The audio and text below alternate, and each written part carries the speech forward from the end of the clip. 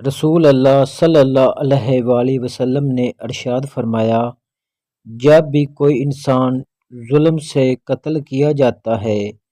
تو آدم علیہ السلام کے سب سے پہلے بیٹے حضرت قابیل کے